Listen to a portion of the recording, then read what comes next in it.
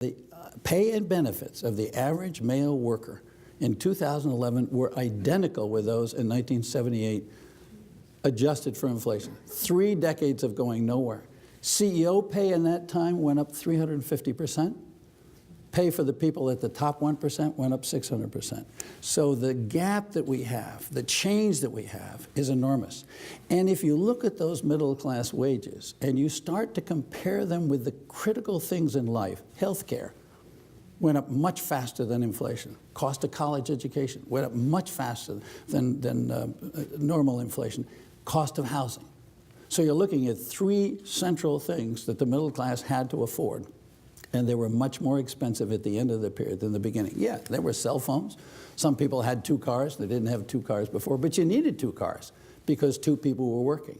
So as you see the benefits, you also see different needs. Yes, we had computers, but you needed computers. And if you don't have computers, you can't get into the ballgame. So I think that if you look at the middle class standard of living, there, at least my conclusion, and I'm drawing on not only my experiences, and I've spent a lot of time talking to people out in the middle of the country, in Ohio and Washington State and Florida, California, New England, Virginia, other places, but also on people who've gone back and studied. I think you can say the middle class is under much more economic stress today. The median household, the people, and when I'm talking middle class, I'm talking about the middle 60% of Americans. Now, almost every American considers themselves middle class.